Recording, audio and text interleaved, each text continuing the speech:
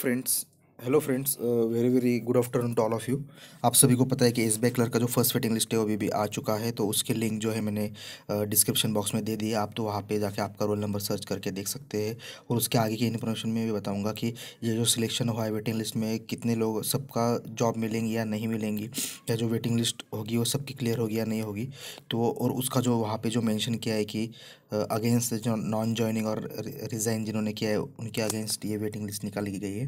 तो total 1200 candidate selected हुए, उसका मीनिंग में मैं यहाँ पे क्लियर कर दूंगा। और एक प्रॉब्लम यहाँ पे उभर के आ रही है, जो यहाँ पे बताया गया है कि इस देयर जो पॉसिबिलिटी है, मतलब बहुत से लोग कहते हैं कि जो ओपन का कट ऑफ है वो ज़्यादा चला गया, ओबीसी का इतना कम कैसे चला गया, ऐसा क्यों हुआ और ऐसा क्यों, मतलब कितना गया महाराष्ट्र में। ये महाराष्ट्र के बारे में बता रहा हूँ, तो उसके बारे में चर्चा करेंगे। सबसे पहले आप यहाँ पे वेटिंग लिस्ट देख सकते हो।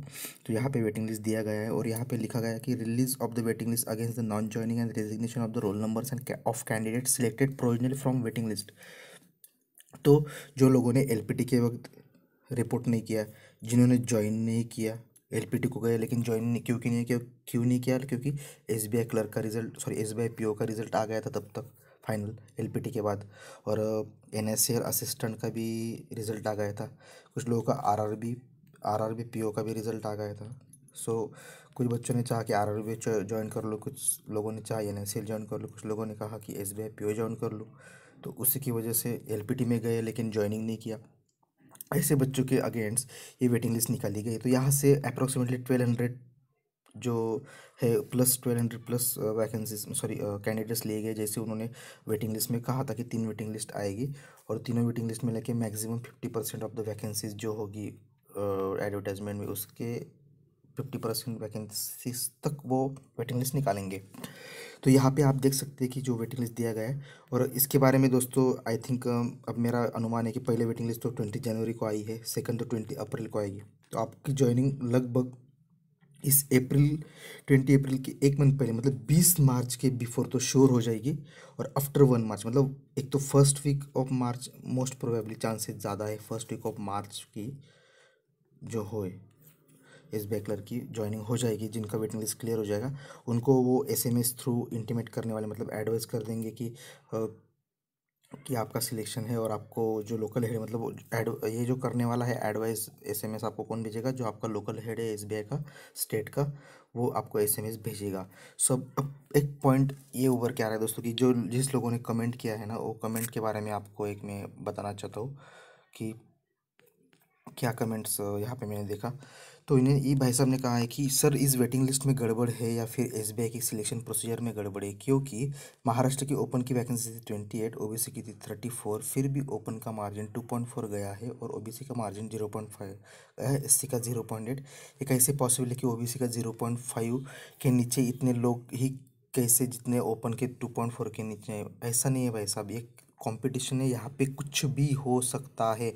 2.4 मार्क्स के अंदर ओपन के सिर्फ 4 कैंडिडेट भी हो सकते हैं, 400 भी हो सकते हैं, 4000 भी कैंडिडेट्स हो सकते हैं।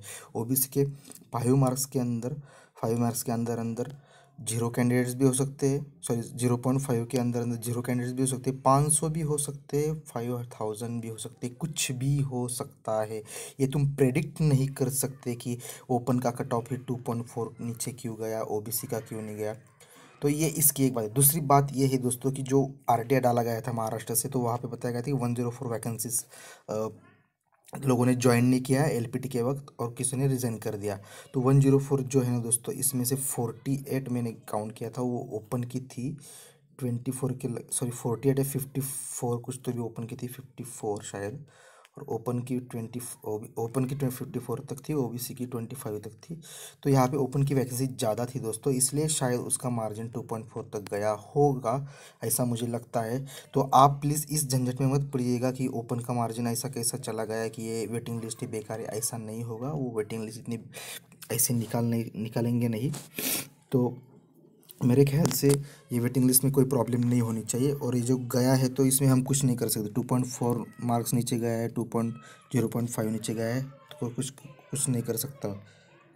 सो मैं कंक्लूड करना चाहता हूँ कि आपको कम से कम फेब में आपका एलपीटी जो होगा, फेब सेकंड वीक में आपका एलपीटी हो जाएगा सेकंड वीक।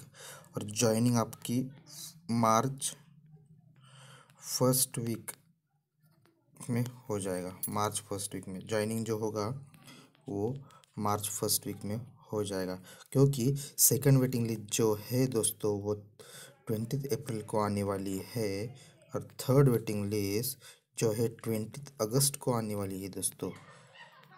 सो अब आप लिंक जो दिया है नीचे उसमें जाके पीडीएफ देख सकते हैं, शायद आपने सभी ने देख लिया होगा।